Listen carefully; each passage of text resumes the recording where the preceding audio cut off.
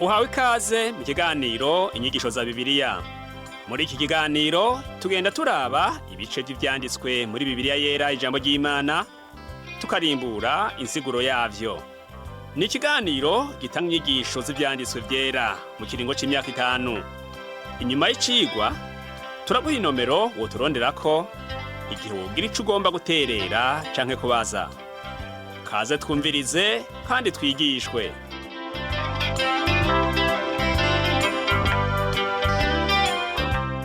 Ndaguhaye kaze nshuti nawe mugenzi muri kino cigwa c'inyigisho za Bibiliya usanzwe utegurirwa n'ishirahamwe Transworld Radio mu Burundi. Amahoro y'Umwami wacu Yesu Kristo abane nawe n'abawe n'ivyawe. Uri kumwe na Pastor Samuel Nsabimbona sanzwe ndagushikiriza kino cigwa. Mu cigwa giheruka twavuganye ku mugani w'umutunzi w'igipfu, umugani w'umusukoni w'ingumba, agatete ka sinapi hamwe n'umwambiro. Hanyuma turangiriza ku gitangaza Yesu yakoreye umugore yari amaze imyaka 18 ahetamye. Twaraharonkeye inyigisho nyinshi zijanye n'ivy'ukwihana no guhorana imitima yiteguye. Uyu munsi naho turarabira hamwe inyigisho nyinshi Yesu yagiye aratanga ari ku nzira aje i Yerusalemu. Turigishwa ku vy'uguca bugufi, guca mw'irembo ripfunganye, no kwirinda kwanjanjwa ku butumire dutumirirwa ku buntu. Amajambo yo muri Bibiliya tuja kwishimikiza tuyasanga mu butumwa bwiza uko bwanditswe na Luka igihimba ca 13 duhereye ku murongo wa 22 tugeze ku murongo wa 35 wo mu gihimba ca 14. Nk'uko twabibonye mu cigwa giheruka, Yesu yari amaze gutangura urugendo aje i Yerusalemu. Rwari urugendo rwa nyuma rw'umukiza wacu Yesu Kristo, kuko aho i Yerusalemu yari agiye gupfirayo. Ariko mu nzira Yesu yagiye arigisha mu mihana no mu bisagara. Dutangure turabe ico yavuze ku kwihangana no guca mw'irembo ripfunganye, nk'uko tubisoma dufatiye muri ubu butumwa bwiza uko bwanditswe na Luka igihimba ca 13 dusome duhereye ku murongo wa 22 kugeza ku wa 30. Haravuga ngo, ari mu nzira ahita mu bisagara no mu mihana yigisha ari ku rugendo aje i Yerusalemu. Umuntu aramubaza ati, Mwami, mbega abakizwa ni bake? Nawe aramwishura ati, mushishikare guca mw'irembo ripfunganye. Ndababwira yuko benshi bazogomba kuricamwo ntibabishobore. Nyene inzu niyaheza guhaguruka akugara urugi, mugatangura gukomanga muhagaze hanze mukavuga muti, Mwami, nutwugururire. Nawe azobishura ati, sindabazi, sinzi niyo muvuye. Niho muzotangura kuvuga muti, ehe, twarira twanywera imbere yawe kandi wigishiriza mu nzira z'iwacu. Azobabwira ati, ndababwire, sinzi iyo muvuye. Mviraho mwebwe mwese mwabakora ibiziramwe. Aho niho hazoba amarira no kuryanya insya z'amenyo. Aho muzobonera Aburahamu, Isaka, Yakobo n'abavugishwa n'Imana bose bari mu bwami bw'Imana, namwe muhindiwe hanze. Hazoza abava iburasirazuba, hazoza abava mu buseruko, mu burengero, mu buraruko no mu bumanuko, bazokwicara basangire mu bwami bw'Imana. Kandi hari ab'inyuma bazoba ab'imbere, n'ab'imbere bazoba ab'inyuma. Ibitangaza Yesu yakora hamwe n'inyigisho ziwe zirahambaye cane, bikaba vyatuma abantu isinzi baza kuri we. Ariko benshi baraza kuri we hanyuma bakamuvako, kuko basanze bigoye kumukurikira. Uwo rero yamubajije ati, mbega abakizwa ni bake? Yabibajije aravye abari ngaho uwo mwanya.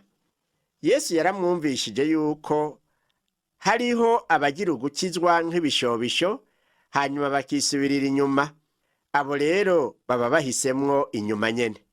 Bashobora no guca baguma baba inyuma nyene kandi baraba imbere nk'uko Yesu abivuga.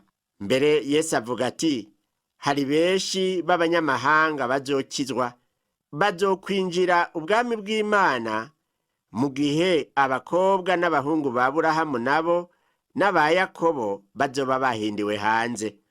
Mu nyuma niho ba banyedini baca babwira Yesu ngo karabaye, Herode agomba kukwica. Aho bariko baramutera ubwoba. Dusome ku murongo wa 31 kugeza 33, haratubwira ngo uwo mwanya haza abafarisayo bamwe baramubarira bati, nuve hano ugende, kuko Herode agomba kukwica. Arababarira ati, genda mubwire iyo mbwebwe muti, umve ndasenda abadayimoni nkiza abantu ubu munsi n'ejo, ku munsi ugira gatatu nzotunganywa rwose. Ariko nkwiye kugenda ubu munsi n'ejo na hirya y'ejo, kuko bidashoboka kuvugishwa n'Imana yicwa atari i Yerusalemu. Hano Yesu yaciye abwira abafarisayo ati, uwo muntu agomba kwica afise intumbero y'ubukoko, uwo ni mwebwe. Ariko mu nteguro y'Imana nzopfa hageze naramaze gushika i Yerusalemu. Yesu yaciye yumva agahinda kukubona Yerusalemu, igisagara yakunda, arico carangwamwo ububisha. Dusomye umurongo wa 34 n'uwa 35, tubona ingene Yesu yaririye i Yerusalemu. Yavuze ngo, ewe Yerusalemu, ewe Yerusalemu, wica abavugishwa n'Imana ugatera amabuye abagutumweko. Ni kangahe nagombye gukoranya abana bawe nk'uko inkoko ikoranya imiswi yayo iyibundikira mu vyubi vyayo, ntimwakunda. Raba inzu yanyu murayitanywe izocika umusaka, kandi ndababwire ntimukimbona kugeza aho muzovugira muti hashemezwe uwuje mu izina ry'Uhoraho. Yesu yarazi ko ahi Yerusalemu ari hazopfira. Yaciye avuga ko ico gisagara kizobona ibara, kandi yarerekanye ko no mu nyuma azogaruka akaba ari hazokwinjira ico gisagara ari n'inganji y'agahebuza. Inyigisho z'uwu munsi turazibandaniriza mu gihimba ca 14 c'ubutumwa bwiza uko bwanditswe na Luka. Duhere ku gitangaza Yesu yakoze agikoreye mu nzu y'umufarisayo mu gukiza umuntu yaragwaye urusina. Umurongo wa mbere wo muri iki gihimba ca 14 utubwira ngo, yinjiye mu nzu y'umwe mu bakuru b'abafarisayo ku isabato kurya, baramugenza. Urumva yuko uwo mufarisayo yari yamutumiye, ariko afise intumbero yo kwihweza Yesu ngo arondere yo kugenza Yesu ngo arondere ico yomurega, nk'uko bari barabimenyereye. Ariko Yesu ntiyatinye kugenda. Turabe umurongo wa 2 ingene ubivuga. Turabonamwo umutego bari bashize imbere ya Yesu. Havuga ngo imbere yiwe hari umuntu agwaye urusina. Uwo muntu agwaye bari bamuteretse imbere yaho bicaritse Yesu, kugira ngo barabe ingene arenga ku cagezwe mu kumukiza ku isabato, maze bace bamufatira kuri ico nyene. Uwo mutego Yesu yarawuzi, niho yabatanga imbere akabanza kubabaza ikibazo, nabo bagatinya kumwishura. Umve ingene yababajije ku murongo wa 3. Havuga ngo, Yesu abaza abigisha ivyagezwe n'abafarisayo ati, mbega biremerwa gukiza umuntu ku isabato canke ntivyemerwa? Maze barihorera, aramufata aramukiza aramusezera. Aho ni ku murongo wa 4. Ku murongo wa 5 naho havuga ngo, kandi arababaza ati, ninde muri mwebwe afise umwana canke inka, hogira igikorokera mw'iriba ntiyoca gikurayo ku isabato? Indogoba iyishaye, abo bayuda bari kwishayura.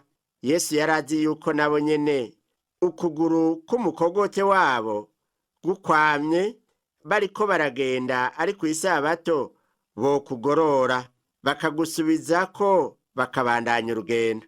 Nico gituma nawe yagoroye ivyari vyaragoramye muri uwo muntu, kuko yari mu ngorane. Yesu n'umunyakigongwe. Nshuti yanje mugenzi uri kuranyumviriza, nimba ufise umutima w'ikigongwe, menya yuko ukomoka kuri Yesu. Umurongo wa 6 nawo uratubwira ngo, ntibashobora kumwishyura muri ibyo. Wa mutego wabo barawuguyemwo kuko Yesu yari yawuteguye, baca babura imbwa n'imbwebwe. Indya zaraho baziriye badakeye mu maso kuko bari bafise ingorane mu mitima yabo. Ubu naho reka turabe izindi nyigisho zijanye no guca bugufi izo Yesu yatanze. Kuva ku murongo w'indwi, Yesu yatanze impanuro nziza ku bari kumwe nawe mu nzu ya wa mufarisayo. Uwo murongo w'indwi uravuga ngo, kandi acira umugani abatumiwe abonye ingene batanguranwa ivyicaro vy'icubahiro. Ico gihe nta mazina y'abatumire yandikwa ku bibanza bateguriwe. Hageze kwinjira baratanguranwa, umwe wese akaraba ikibanza ciza c'icubahiro, mbere n'abarusha abandi ubukuru bagasanga hasigaye ibibanza vya kure. Yesu niho yabaha impanuro ati, erega iyo mutumiwe reka kuba mwirukanga ngo mutanguranwe mu vyicaro. Umviriza inama Yesu yabagiriye ku murongo w'umunani gushika ku w'icumi. Arababwira ati, umuntu niyagutorera ubukwe ntuzokwicare mu cicaro c'abakuru, ngo kumbure ntihabeho umuntu akurusha icubahiro yatowe, kandi uwabatoye mwembi akaza akakubwira ati, nubisu ahicare. Niho uzomaramara ukagenda ukicara inyuma y'abandi bose. Ariko niwatumigwa ugende wicare inyuma y'abandi bose, kugira ngo uwugutoye aje akubwira ati, igira ino imbere mugenzi. Niho uzobona icubahiro imbere yabo mwicaranye musangira bose. Yesu yaraberetse yuko umuntu aciye bugufi akiyicarira ahagayitse, abaye umunyacubahiro bomukura inyuma bakamuduza mu cicaro c'iteka. Aho niho Yesu yatanga inyigisho ihambaye, kuko bo bari kumwe.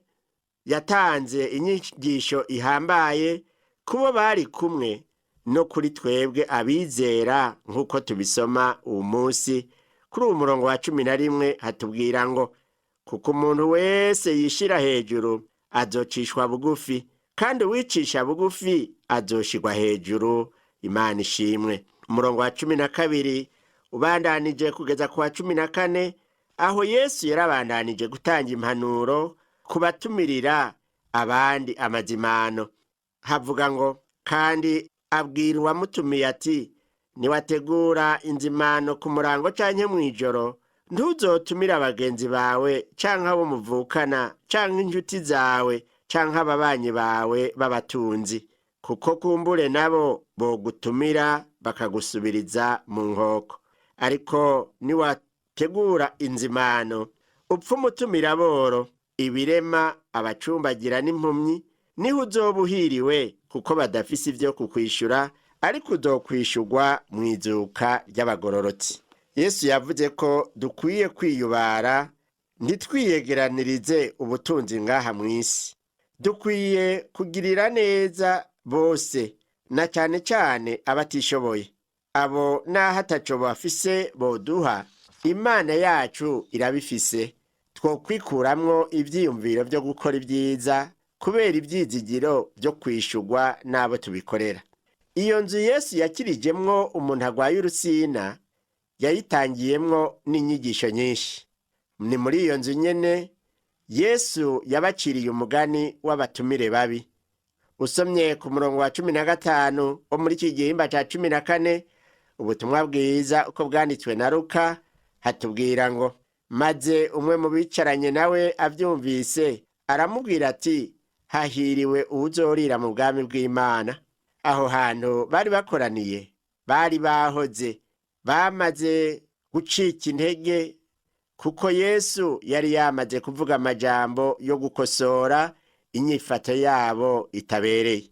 Niho umwe muri bo yaca avuga ijambo ryumvikana ko ari ryiza, ati, hahiriwe uwuzorira mu bwami bw'Imana. Uwo muntu ni ukuvuga ko yari afise umutwaro cane wo kuzorira mu bwami bw'Imana. Yaragomba kwerekana yuko muri we hadudubiza amajambo y'Imana meza, ariko Yesu yarabonye ko mu mutima wiwe harimwo uburyarya. Ni nka bamwe twumva aho duherereye bavuga umwanya wose ngo Imana ishimwe, ndashima, ariko mu mitima yabo bitarimwo. Yesu rero yaciye aboneraho akanya ko kubihanikiriza, abigishanya ubwenge yuko ubwo bwami bwo mw'ijuru atari ugupfa gusimbiramwo. Yarabibukije yuko benshi base kubwitaho kandi bari baratumiwe. Turabe ico Yesu yishuye wa muntu kuri umurongo wa 16 n'uwa 17 havuga ngo, nawe aramubwira ati, habaye umuntu yarondeje inzimano nyinshi, atumira benshi. Igihe cyo kurya gishitse, atuma umushumba wiwe kubarira abatumire ati, nimuze kuko bihejeje gutegurwa. Imana niyo yatumiye abantu, ibatumirira agakiza umuntu wese ahabwa ku buntu kubwo kwizera konyene. Turibuka ijambo ryo mu ikete Pawulo yandikiye Abanyefeso, igihimba ca 2 umurongo w'8 n'uw'9 hatubwira ngo, ubuntu nibwo bwabakijije kubwo kwizera. Navyo nyene ntivyavuye kuri mwebwe, ni ingabire y'Imana. Ntivyavuye ku bikorwa kugira ngo hoye kugira uwirata. Ayo mazimano uwuyajamwo ayajamwo ku buntu gusa. Nta kindi cobuza umuntu kuja mw'ijuru atari uko yase kwemera ubwo butumire. Yesu rero yabwiye uwo muntu ati, uvuga yuko hahiriwe uwuzorira mu bwami bw'Imana. Ariko reka ndakwereke ico abantu bakoze bamaze gutumirirwa ubwo bwami bwo mw'ijuru. Ico Yesu yavuze turakibona ku murongo wa 18 havuga ngo, bose bahuriza hamwe umutima wo kwidohora, baramwisaba. Uwa mbere ati, naguze itongo nkwiye kuja kuriraba, ndakwinginze uramvugira antunge. Ibyo umuntu yitwaza byari bitanguye, kandi ubwo rwitwazo rwari urw'uburyarya, ukamengo ntibanse kuza. Harabuze n'umwe yovugisha ukuri ati jewe singomba kuza. Uwa mbere ntiyari umubeshi gusa, ahubwo ngira ngo yaragwaye no mu mutwe. Muribaza kugura itongo ryose utari bwaribone, ukaja kuririha muri uwo mwanya mukuru w'ubwo butumire? Ibyabo batumire b'uwo muntu ntivyahereye aho gusa. Hariho n'uwa kabiri nawe nyene yararondeye urwitwazo, aravuga ati, naguze inka 10, ngiye kuzirimisha ngo ndabe, ndakwinginze uramvugira ntunge. Ahubwo n'uwo ibyo yavuze vyarerekana yuko yataye umutwe. Mbega umuntu yogenda kurimisha inka mw'ijoro gute? Uwo yitwaje ukuja kurondera ikimutunga, nk'uko tuvyamana mu buzima bwacu. Ugasanga abantu benshi nivyo bitwaza. Abantu baraja mu myitwarariko y'ivy'ubu bugingo, bagakora ibintu vyinshi, ariko bakabura umwanya na mutoya boha Imana. Nshuti mugenzi uri kuranyumviriza, mbega urazi ko umunsi umwe udopfa? Ivy'isi uri kuraniganira wiruka inyuma utaruhuka, wirengagije Imana, ukazobisigaho nyene. Umve ico Yesu yababwiye kugira gatatu nawe muri babatumire. Ati, uwundi aravuga ati, narongoye, nico kimbuza kuza. Mu Bisirayeli umuntu aherutse kurongora hariho itegeko rimwemerera kutaja kurwana mu ntambara. Ariko muribaza umuntu atumirirwa amazimano akabura kuyazanamwo uwo mugore wiwe ngo baje kunezerwa? Ega n'ubu hari umuntu ubwira uti harageze kuja gukoranira hamwe n'abandi mu rusengero, nawe akaca avuga ngo sinshobora kuza kuko ku munsi w'Imana niho mba ndi muhira nkanezeranwa n'umuryango wanje. Emwe akamaramaza kari hano. Ibyo bintu uko ari bitatu nibyo bikuru bitubuza kwegera Imana: ubutunzi, imyitwarariko hamwe n'ibyifuzo by'umubiri. Imana yaradutumiye twese ngo tuze ku meza nkuru y'agakiza. Nshuti yanje, nahawe kwemera kwinjira ku buntu. Ntugume rero uzangazanga mu by'isi bishira, gira umwete uharanira ibiramba ari by'ubugingo budashira. Umve twumvirize ingene inkuru yabandanije ku murongo wa 21 kugeza ku wa 24. Haratubwira ngo, maze wa mushumba agarutse abwira shebuja uko vyagenze. Nyene urugo aramwishura abarira umushumba wiwe ati, genda n'ingoga uje mu nzira zagutse no mu nzira ntonto zo mu gisagara, uzane hano aboro n'ibirema n'impumyi n'abacumbagira. Umushumba wiwe ati, mugenzi, ico mbariye ndagikoze, ariko ibibanza biracasigaye. Shebuja abarira uwo mushumba wiwe ati, genda uje mu nzira zagutse no mu mihora, ubagobere baze, kugira ngo inzu yanje yuzure.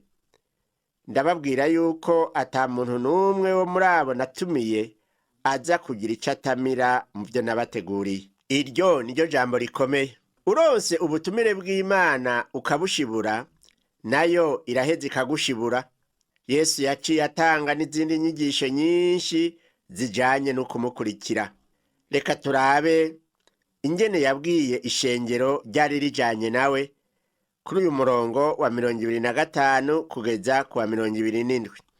Ngo kandi ishengero ryinshi ryari rijanye nawe. Arahindukira arababwira ati, umuntu niyaza kuri jewe ntiyanke se, nyina, umugore wiwe, abana biwe, abavukanyi biwe, bashiki biwe, mbere n'amagara yiwe nayo, ntashobora kuba umwigishwa wanje. Uwutikorera umusaraba wiwe ngo ankurikire, ntashobora kuba umwigishwa wanje. Inyigisho ziri muri iyo mirongo nuko abizera twese dukwiye guha Imana ikibanza ca mbere mu bugingo bwacu. Uwugomba gukurikira Yesu amugira uwa mbere, ibindi vyose yakunda akamera nk'uvyansi. Hadondaguwe inshuti zikomeye kugira ngo dutahure yuko Yesu ataco twomugereranya. Ku murongo wa 28 kugeza ku wa 30, Yesu aratwereka yuko uwumukurikira ategerezwa kubanza kwirimbura neza ico yiyemeje ko ari gihambaye, akumva ko ataco yokwemerera kumutandukanya na Yesu. Iyo mirongo iravuga iti, ninde muri mwebwe agomba kubaka umunara w'amatafari muremure, ntiyobanza kwicara akarimbura igitigiri c'amahera yowubaka ngo amenye yuko afise ayowuheraheza, ngo kumbure yoba ahejeje kubaka amatafari y'intango ntashobore kuwuzuza. Ababibonye bose bagatangura kumutwenga bavuga ko uwo yatanguye kubaka ntashobore kuwuzuza. Urabona yuko gukurikira Yesu atari ugufyina mugenzi. Utegerezwa kubanza kwiyumvira imbere yo gufata iyo ngingo ikomeye. Turabe akarorero Yesu yatanze dusomye ku murongo wa 31 kugeza ku wa 33. Haravuga ngo, canke hari umwami yoba agiye guhura n'uwundi ngo bagwane, ntiyobanza kwicara akaja inama ko yoshobora kujana ingabo 10,000 guhana n'uwo wamuteye ari n'ingabo 20,000. Bitabaye gutyo, wa wundi akiri kure cane amutumako intumwa akamubaza ico yomuhongera ngo babane amahoro. Niko biri. Umuntu wese muri mwebwe adaheba ivyo afise vyose ntashobora kuba umwigishwa wanje. Umuntu arashobora gukizwa mu kwakira Kristo Yesu nk'umukiza, ariko kugira ngo witwe umukozi w'Imana ivyo bica kure. Utegerezwa kwemera kwitanga gose, nawe nyene akabibona. Raba ingene Yesu yasozereye izi nyigisho yatangiye aho mu nzu kwa wa mufarisayo ku murongo wa 34 n'uwa 35 havuga ngo, umunyu ni mwiza. Raba inyigisho Yesu yasozereye atanga abwira rya shengero ryariko rigendana nawe. yababwiye ku murongo wa 34 n'uwa 35 ati umunyu ni mwiza, ariko uwo munyu woshira uburyohe woba ukiryoshwa n'iki? Ntaco umaze mu nzira canke mw'icukiro bapfa kuwuta. Uri n'amatwi yumva niyumve. Umunyu umaze guta uburyohe bwawo ububaye uw'imburakamaro. Mugenzi uri kuranyumviriza, Yesu aragomba kuba umwigishwa wiwe, ariko rero agusaba kubanza guheba gushira umutima ku byo ufise byose, ukamwemerera ko akuganza hamwe n'ibyawe byose.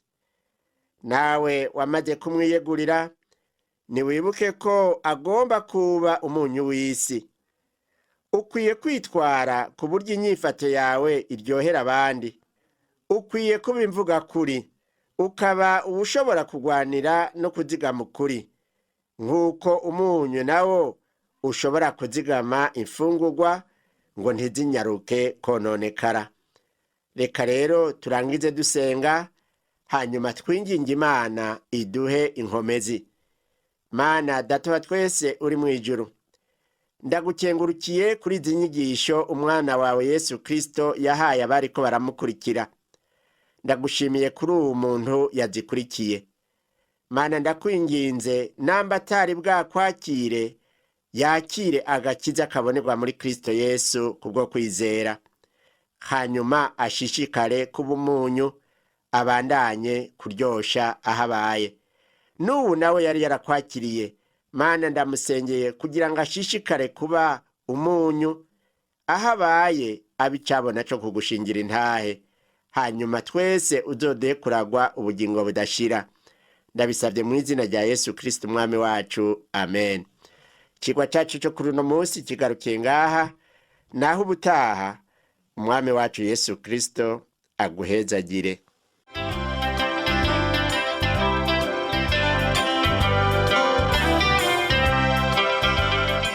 Wakoze kumviriza icigwa c'ijambo ry'Imana c'uyu munsi.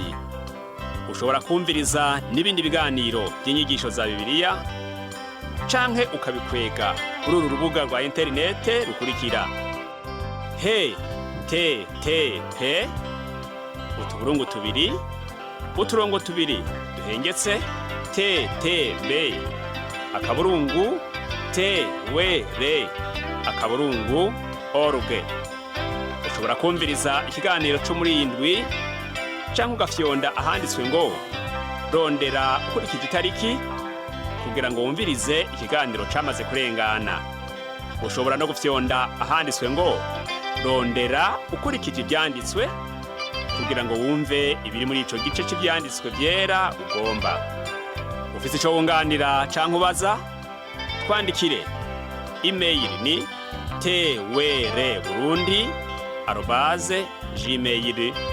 twr@gmail.com.